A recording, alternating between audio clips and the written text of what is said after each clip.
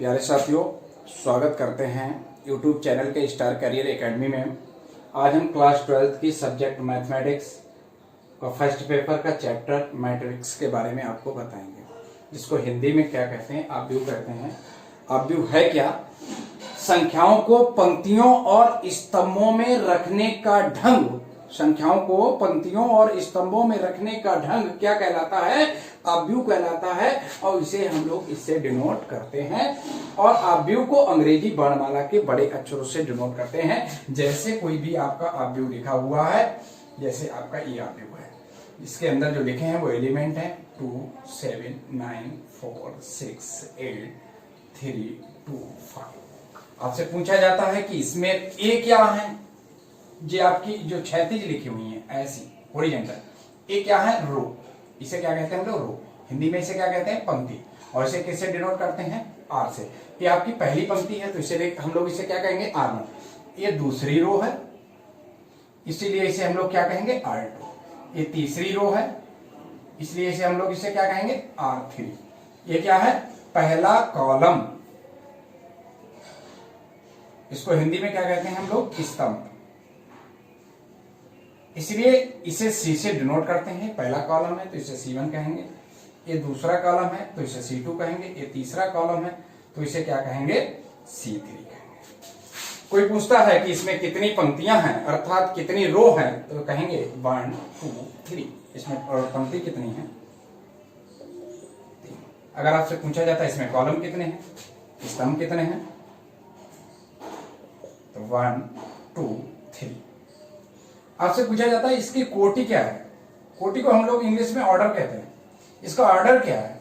तो ऑर्डर का फार्मूला होता है रो इंटू कॉलम, अर्थात पंक्ति इंटू स्तंभ। पंक्ति इंटू स्तंभ। पंक्तियां कितनी हैं? 3। और स्तंभ कितने हैं? 3। अर्थात इसका जो ऑर्डर होगा वो 3 इंटू 3 का होगा। पूछा जाता है इसके अंदर अवयव कितने होंगे, एलिमेंट कितने होंगे। तो अवयव वैसे तो हम गिन के बता सकते हैं 1, 2, 3, 4, 5, 6, 7, 8, 9, लेकिन भैया ऐसे नहीं बताने हैं, फार्मूले के द्वारा बताने हैं। बहुत बड़ी मैट्रिक्स लिखी हुई है तो हम लोग ऐसे गिन के नहीं बता सकते हैं। ऐसी स्थिति में इसका फार्मूला होता है पंक्ति इंटू स्तंभ। पंक्ति इंटू स्तंभ। तो पंक्तियां कितनी हैं? 3। स्तंभ कितने हैं? 3। इनका मल्टीप्लाई करें कितना आएगा? 9। इसका मतलब इसके अंदर अवयव कितने हैं? 9 है। ठीक है। इसका हम जनरल रूप देखते हैं, व्यापक रूप देखते हैं। आव्यूह का जो व्यापक रूप है,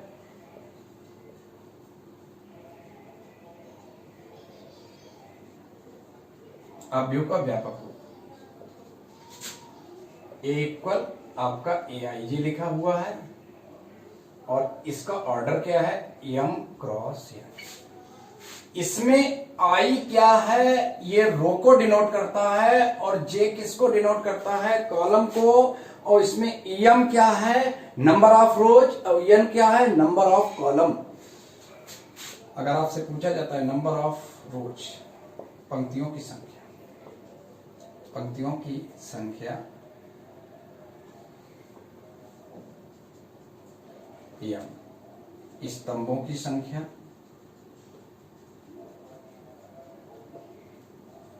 N, और I जो है वो रो को डिनोट करता है, तो I की वैल्यू क्या हो सकती है? 1, 2, 3, 4 डॉट डॉट डॉट M, क्योंकि इसमें रो कितनी है? M। इसमें कॉलम को जैसे डिनोट किया गया है तो जे की वैल्यू 1 से लेकर 2, 3, 4 और कहां तक हो सकती है? यहां तक हो सकती है।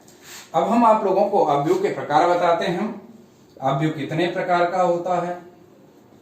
आव्यूह के प्रकार। सबसे पहला पॉइंट आता है आव्यूह के प्रकार में पंक्ति आव्यूह। पंक्ति आव्यूह, इसको हम लोग रो मैट्रिक्स कहते हैं। रो मैट्रिक्स कैसी होती है? पंक्ति, उसका नाम ही है पंक्ति आव्यूह।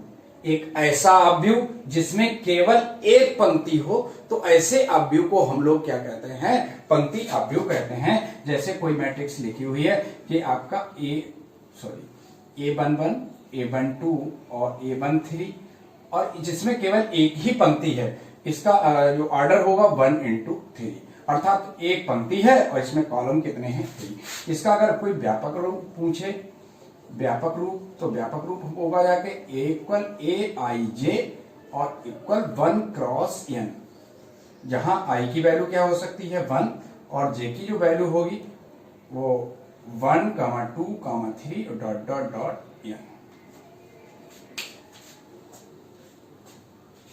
इसका सेकेंड टाइप है जिसे हम लोग स्तंभ आव्यूह कहेंगे। अभी कुछ ही देर पहले बताया गया था एक पंक्ति आव्यूह क्या है, तो पंक्ति आव्यूह होता है कि एक ऐसा आव्यूह जिसमें केवल एक ही पंक्ति होती है, उसे पंक्ति आव्यूह कहते हैं। अभी क्या आया स्तंभ आव्यूह। स्तंभ आव्यूह का मतलब क्या होगा कि जिसमें केवल एक ही स्तंभ हो, एक ऐसा आव्यूह जिसमें केवल एक ही स्तंभ हो, जैसे A11, A21, A31। देखिए स्तंभ कितना है एक और पंक्ति कितनी है 3, तो इसका ऑर्डर क्या होगा 3 into 1। अगला पॉइंट आता है कि वर्ग आव्यूह क्या है। एक ऐसा वर्ग आव्यूह, ये लिखा ही है, इसका नाम है वर्ग आव्यूह। वर्ग आव्यूह एक ऐसा आव्यूह है जिसमें पंक्तियों और स्तंभों की संख्या समान रहती है, तो ऐसे आव्यूह को हम लोग वर्ग आव्यूह कहते हैं। जैसे A11, A12, A13, A21, A22, A23, A31, A32, A33। इसमें आपसे पूछा जाता है रो कितनी है, तो 1, 1, 2, 3। रो कितनी है 3, कॉलम कितने 1, 2, 3। तो इसमें पंक्तियों की संख्या कितनी है 3, स्तंभों की संख्या कितनी है 3, अर्थात रो और कॉलम दोनों कैसे होते हैं इक्वल होते हैं, तो ऐसे आव्यूह को हम लोग क्या कहते हैं वर्ग आव्यूह कहते हैं। पॉइंट है द्विकर्ण आव्यूह।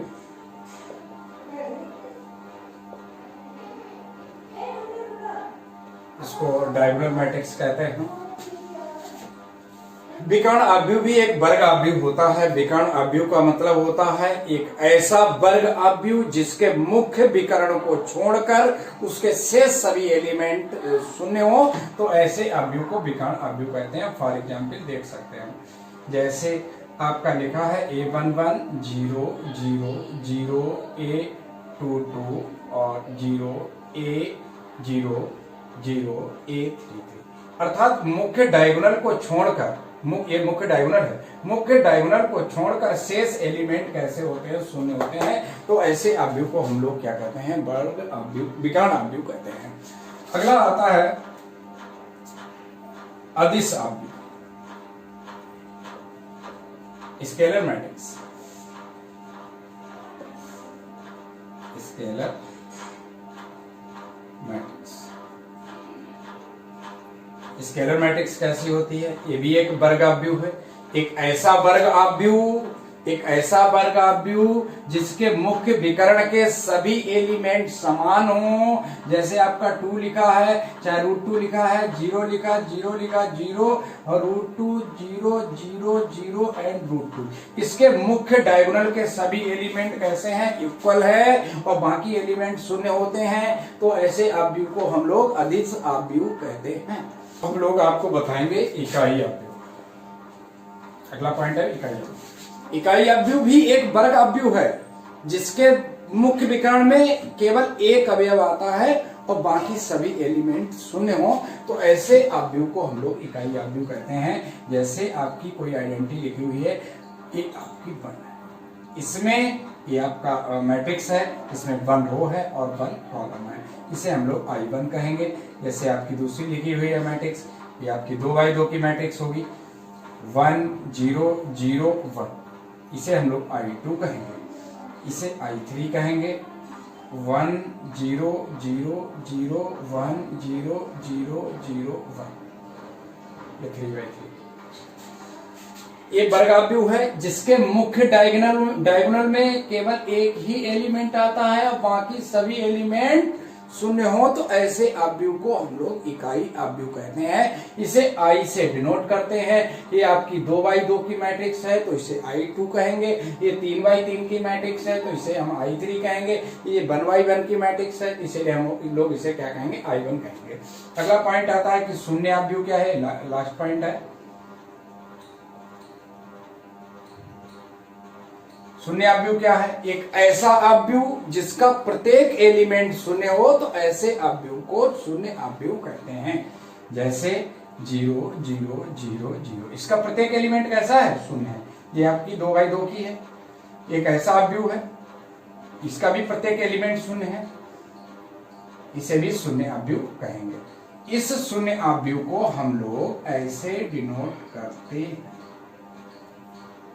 पॉइंट 1 का पहला क्वेश्चन है, जैसे कोई भी एक मैट्रिक्स लिखी हुई है जिसके 2 5 19 और -7 35 -2 5 2 12 2 3 1 -5 एंड 17, ये कोई मैट्रिक्स लिखी हुई है। इस मैट्रिक्स में मुझसे पूछा गया है कि इस अवयव की कोटि क्या है, अवयवों की संख्या क्या है, और अवयव में A13 A21 A33 A24 A23 की वैल्यू क्या होगी। सबसे पहले हम लोग इसमें बताएंगे कि इसमें रो कितनी है।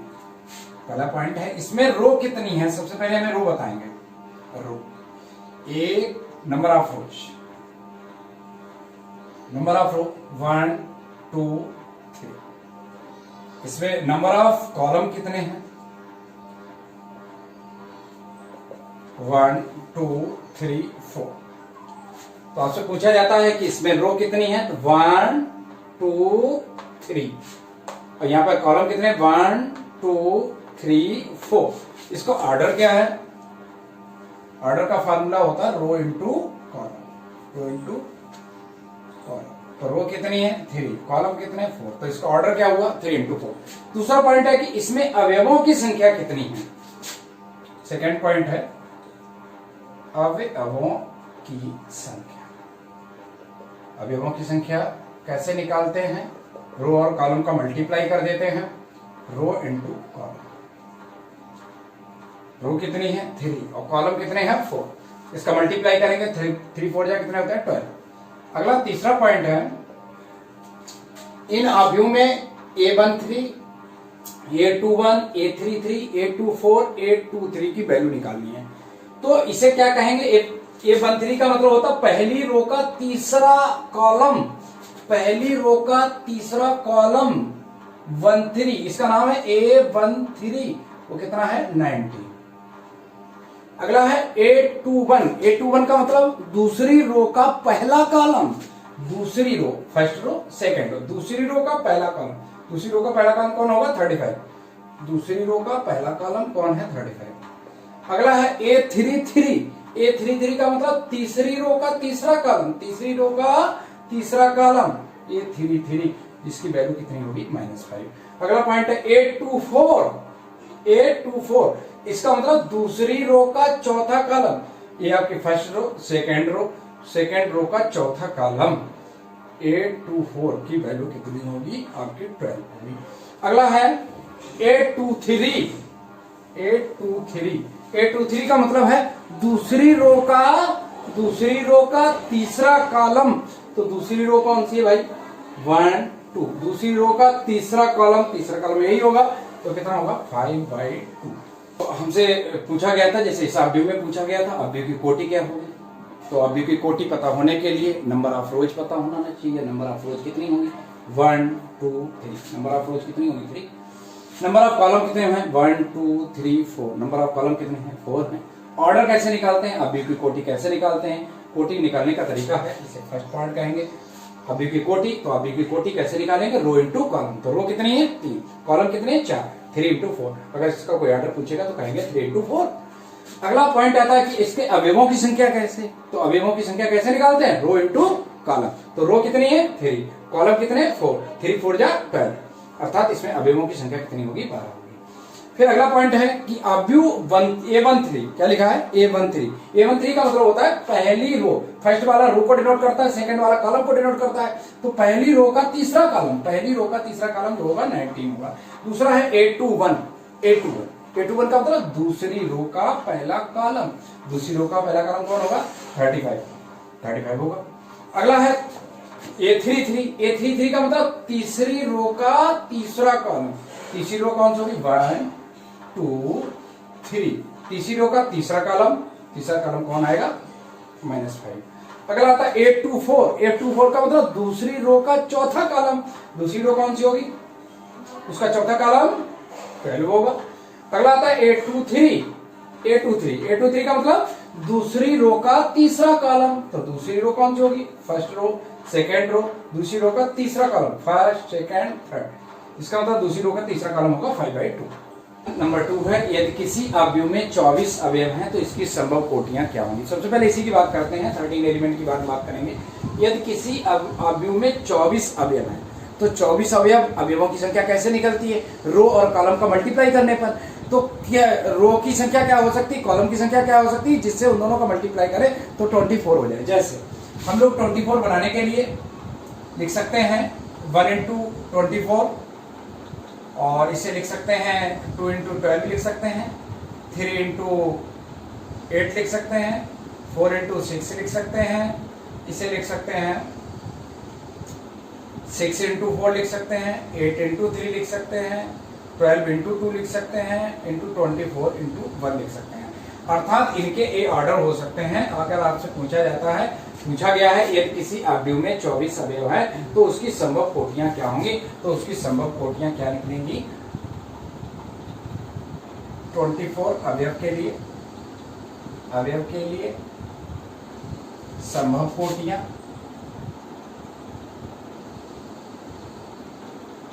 क्या बनेगी? सबसे पहले 1 into 24, 2 into 12, अगला 3 into 8, अगला 4 into 6, अगला 6 into 4, अगला 8 into 3, इसके बाद अगला 12 into 2, अगला 24 into 1। ये आपकी 24। उसमें क्या लिखा था? यदि किसी अवयव में 24 अवयव हैं तो इसकी संभव कोटियां क्या होंगी? तो 24 अवयव के लिए संभव कोटियां हो सकती हैं 1 into 24, अर्थात इन दोनों का मल्टीप्लाई करेंगे तो 24 होगा, इन दोनों का मल्टीप्लाई करेंगे तब भी 24 होगा, इन दोनों का मल्टीप्लाई करेंगे तब भी 24 होगा। इन सभी का मल्टीप्लाई करें, सभी पेयर का अगर मल्टीप्लाई करते हैं तो कितना आएगा? 24 आएगा। लिखा हुआ है यदि इसमें 13 अवयव हैं तो क्या होगा? तो 13 अवयव के लिए क्या क्या कोटियां हो सकती हैं? कौन कौन से ऐसे पेयर हैं जिनका मल्टीप्लाई करते हैं तो 13 होगा? जैसे 1 into 13, 13 into 1। इसमें केवल 2 ही पेयर आपको दिखाई देंगे जिनका मल्टीप्लाई कर देने पर आपको 13 प्राप्त होगा। अर्थात 13 अवयव के लिए कितनी कोटियां हो सकती हैं? 2। 1 into 13 और into 13 into 1। 1 का 13 में मल्टीप्लाई करेंगे तब भी 13 होगा, और 13 का 1 में मल्टीप्लाई करेंगे तब भी कितना होगा? 13 होगा। अर्थात 13 अवयव के लिए 2 संभव कोटियां हो सकती हैं। क्वेश्चन नंबर दूसरे की भांति वैसा ही क्वेश्चन है, यदि किसी अवयव में 18 अवयव हैं, अभी कितना था यहाँ पे? 24 था। इसी तरीके से 18 एलिमेंट का आपको बनाना है। कैसे बनाएंगे? 1 into 18, 2 into 9, 3 into 6, इस तरीके से बनाना है जैसे मैंने अभी 24 का बनाया था। फिर उसने पूछा इसकी कितनी संभव कोटियां हो सकती हैं? अभी जैसे मैंने बताया था वही बताना है। यदि इसमें 5 अवयव है, 5 की जगह पर भी कितना लिखा था? 13 लिखा था। तो 13 एलिमेंट के लिए जैसे बनाया था वैसे ही आपको 5 अवयव के लिए बनाना है। सेम क्वेश्चन है। अगला क्वेश्चन नंबर 4 देखते हैं। अगला क्वेश्चन है question number 4 and question number 5। ये दोनों सेम ही क्वेश्चन है। कोई सा भी ये क्वेश्चन हम आपको बताएंगे, उसी टाइप का दूसरा क्वेश्चन आपको लगाना है। क्वेश्चन नंबर 4 में 3 टाइप दे रखे, तीन प्रकार के क्वेश्चन है, और क्वेश्चन नंबर 5 में दो क्वेश्चन पूछे गए हैं। सबसे पहले हम क्वेश्चन नंबर 4 की बात करते हैं। क्वेश्चन नंबर 4 में लिखा हुआ है 2x2 की एक मैट्रिक्स बनानी है। 2x2 की मैट्रिक्स कैसी हो सकती है? 2x2 की मैट्रिक्स में आपका लिखा होगा A11, अर्थात 2 रो होंगी और 2 कॉलम होंगे, A12, A21, A22। इसमें 2 रो होंगी और 2 कॉलम होंगे। तो यहाँ पर मुझे फर्स्ट पार्ट में Aij की वैल्यू दे रखी है और इक्वल लिखा है i प्लस जे का होल स्क्वायर अपॉन 2। मुझे किसकी वैल्यू चाहिए? A11, और किसकी चाहिए? A12, A21 और A22 की वैल्यू चाहिए। तो A11 निकालने के लिए i के स्थान पे 1 रखना पड़ेगा और j के स्थान पे क्या रखना पड़ेगा? 1। i के स्थान पे 1 और j के स्थान पे 1। यहाँ पर रखिए i के स्थान पे 1 और j के स्थान पे 1 अपॉन 1 प्लस 1 2 का होल स्क्वायर अपॉन 2 का होल स्क्वायर कितना होगा? 4/2। कितना आएगा? 2। और फिर अगला क्या चाहिए? A12। मुझे किसकी वैल्यू चाहिए होगी? A12। A12 का मतलब पहली रो का दूसरा कॉलम।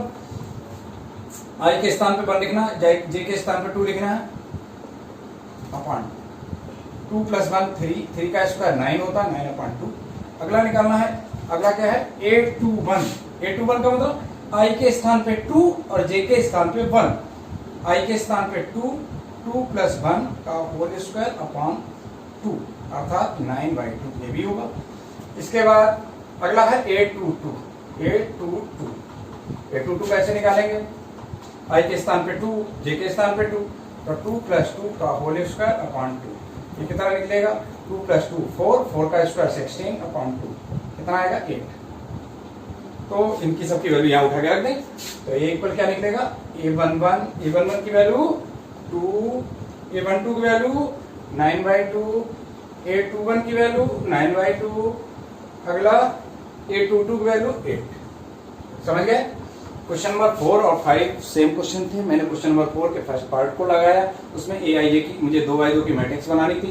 2x2 की मैट्रिक्स के लिए 2 रो और 2 कॉलम होने चाहिए। 2 रो हैं और 2 कॉलम हैं, अर्थात A11, A12, A21, A22 की वैल्यू चाहिए। मुझे AIJ की वैल्यू पता थी, AIJ की वैल्यू से मैंने A11 निकाला। A11 निकालने का मतलब I के स्थान पे 1 और J के स्थान पे 1 रखा। इस तरीके से मुझे क्या प्राप्त हुआ? 2।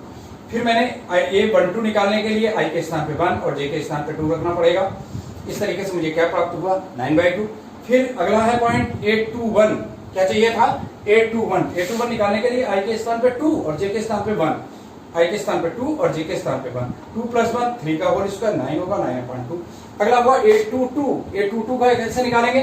I के स्थान पे 2 और J के स्थान पे 2 का 4 और 4 का स्क्वायर 16 होगा, 16/2 कितना आएगा? 8 आएगा। इनकी सबकी वैल्यू उठा के इसमें रख देंगे। नंबर 6 है। क्वेश्चन नंबर 6 में 3 पार्ट हैं, इनमें से एक पार्ट हम आपको बताएंगे, शेष 2 पार्ट आपको अपने घर से करने होंगे। जैसे फर्स्ट पार्ट है आपका लिखा है 4x 3 5 और इधर आपका लिखा था y z 1 5। तो इधर याद रखना है, कंपेयर करने के लिए दोनों तरफ सेम ऑर्डर की मैट्रिक्स होनी चाहिए। ये आपकी 2x2 की मैट्रिक्स है, ये भी 2x2 की मैट्रिक्स है। इधर 2x2 की है, उधर 2x3 की है, तो कंपेयर संभव नहीं है। इनका दोनों का ऑर्डर कैसा होना चाहिए? इक्वल होना चाहिए। तो यहाँ पर लिखा है 4, यहाँ पे लिखा है y, तो y की वैल्यू क्या निकलेगी? 4, तो y की वैल्यू 4 आ गई। यहाँ पर क्या लिखा है? x और यहाँ पे क्या लिखा 1, तो x की वैल्यू क्या होगी? 1 समझ में आ रहा है। इसके बाद यहाँ पर क्या लिखा है? z, यहाँ पर लिखा है 3, तो z की वैल्यू क्या होगी? 3 होगी। अगला क्वेश्चन नंबर 7 देखते हैं। -b 2a + c 2a - b 3c + d, ये 2x2 की मैट्रिक्स है, ये भी 2x2 की मैट्रिक्स है। हम लोग कंपेयर कर सकते हैं और पूछा गया इससे ABCD के मान ज्ञान निकालिए। तो कैसे निकालेंगे? इसकी कंपेयर करते हैं। इधर a - b लिखा था, यहाँ पे -1 लिखा था, तो यहाँ से a - b की वैल्यू क्या निकलेगी? -1। अगला क्या लिखा है? 2a - b लिखा है, यहाँ पे लिखा है 0 लिखा, तो 2a - b की जो वैल्यू होगी वो कितनी होगी? 0। इसे हम लोग इक्वेशन नंबर 1 डालेंगे, कैसे इक्वेशन नंबर क्या डालेंगे? 2। दोनों क्वेश्चनों को सॉल्व करके a और b की वैल्यू निकाली जा सकती है। जैसे ये आपके साइन चेंज कर देंगे, ये b से b कैंसिल हो जाएंगे।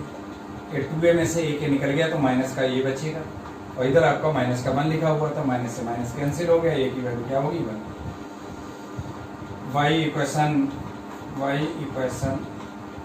फर्स्ट, हम लोग इक्वेशन नंबर फर्स्ट के द्वारा वैल्यू रख के निकाल सकते हैं। a की वैल्यू 1 रखनी है इक्वेशन नंबर फर्स्ट में। इक्वेशन नंबर फर्स्ट है क्या? a - b = -1, a की जगह पर मुझे 1 लिखना है, 1 - b = -1, -1 इधर ले आएंगे, b को इधर भेज देंगे, तो b इक्वल क्या निकलेगा? -1, इधर आके प्लस का 1 हो जाएगा, अर्थात b की वैल्यू यहाँ से क्या प्राप्त होगी? 2 प्राप्त होगी। फिर इसकी कंपेयर करते हैं हम लोग। क्या लिखा था? 2a + c = 5। इसमें हम लोग a की वैल्यू रख सकते हैं। a की वैल्यू क्या है? 1 + c = 5। यहाँ से 2 + c = 5, यहाँ से c की वैल्यू क्या निकलेगी? 5 - 2 अर्थात 3। इसके बाद इक्वल 3 है। अब इसकी कंपेयर करते हैं। क्या लिखा था? 3c + d = 13। c की वैल्यू क्या निकली थी? 3, उठा के इसमें रखते हैं, + d = 13, तो 3 3 या 9। यहाँ से प्लस का 9 उधर जाके माइनस का हो जाएगा, तो यहाँ से जो d की जो वैल्यू होगी, यहाँ से जो d की वैल्यू होगी वो आपकी 13 - 9 अर्थात 4। तो a की वैल्यू क्या निकली? 1, और b की वैल्यू 2, और c की वैल्यू 3, और d की वैल्यू 4।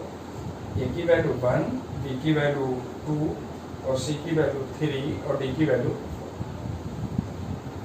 क्वेश्चन नंबर 8 है a = aij m × n। एक आपका वर्ग आव्यूह है, उसने कहा एक ऐसा आव्यूह है जो वर्ग आव्यूह है। तो हम लोगों ने वर्ग आव्यूह पढ़ा है, तो वर्ग आव्यूह क्या है? कि ऐसा अवयव जिसमें पंक्तियों और स्तंभों की संख्या इक्वल होती है। तो यहाँ पर पंक्तियां कितनी हैं, m, और स्तंभ कितने हैं, n। पंक्तियों और स्तंभों की संख्या कैसी होनी चाहिए, इक्वल, क्योंकि वो कौन सा अवयव बता रहा है, वर्ग अवयव बता रहा है। तो वर्ग अवयव के लिए पंक्ति और स्तंभों की संख्या कैसी होनी चाहिए, इक्वल होनी चाहिए। तो कौन सा ऑप्शन सही है, सी। तो सी ऑप्शन सही है, अर्थात m और n इक्वल होने चाहिए वर्ग अवयव के लिए। अगला क्वेश्चन है कि ये आपके ए मैट्रिक्स लिखी हुई है, दूसरी मैट्रिक्स ए लिखी हुई है, ये दोनों इक्वल होंगी कब, एक्स वाई जेड की क्या वैल्यू होनी चाहिए कि जिससे ये दोनों इक्वल हो जाएं। तो इन दोनों को हम सबसे पहले इक्वल कर देते हैं, एक्स वाई जेड की वैल्यू आ जाएगी। देखते हैं कैसे। यहाँ पर 3x प्लस 7 लिखा हुआ था, 3x प्लस 7 और इसके स्थान पे लिखा हुआ 0, तो 3x प्लस 7 की वैल्यू 0 होगी। यहाँ से 3x की वैल्यू निकलेगी माइनस की 7, यहाँ से x की वैल्यू आएगी माइनस की 7/3। इसके बाद दूसरी कंपेयर करते हैं। यहाँ पर क्या लिखा हुआ था 5, यहाँ पे क्या लिखा हुआ y-2, तो 5 के स्थान पे क्या आएगा y-2, 5 इक्वल होगा y-2। ये माइनस का 2 इधर आएगा तो किसका हो जाएगा प्लस का 2, तो y की वैल्यू क्या निकलेगी 7। 5 प्लस 2 और 5 प्लस 2 का मतलब हुआ रखे y इक्वल 7। तीसरी कंपेयर करते हैं, ये आपका लिखा हुआ था y प्लस 1 और इसके स्थान पे क्या लिखा हुआ 8, तो यहाँ पर प्लस का 1 उधर जाएगा तो किसका हो जाएगा माइनस का। 8 माइनस 1 कितना निकलेगा 7, तो y की वैल्यू क्या आएगी 7। अगला हम लोग इसकी कंपेयर करते हैं, ये आपका 2 माइनस 3x इक्वल क्या लिखा था 4, इधर ऐसा माइनस का 3x इधर ले जाओ, प्लस का इधर प्लस का 4 इधर ले जाओ, तो यहाँ से 3x इक्वल निकलेगा 2 माइनस 4, 3x इक्वल 2 माइनस 4 का मतलब -2, तो x इक्वल निकलेगा -2/3, x इक्वल -2। यहाँ पर x के दो मान प्राप्त होते हैं, दोनों मान अलग अलग हैं। यहाँ पर x का पहला मान मिला है -7/3, दूसरा मान मिला है -2/3। x के दोनों मान इक्वल नहीं है, अतः ये दोनों अवयव समान नहीं हो सकते। अब एक्सरसाइज का लास्ट क्वेश्चन है, एक 3 × 3 कोटि के एक ऐसे अवयव की कुल कितनी संख्याएं होंगी जिनकी प्रत्येक प्रविष्टि 0,1 है। अर्थात इसमें दो एलिमेंटों से 3x3 की कितनी मैट्रिक्स बनाई जा सकती हैं। तो हम लोग इसके लिए एक फार्मूला बता देते हैं, नंबर ऑफ एलिमेंट की पावर रो इनटू कॉलम, रो इनटू कॉलम।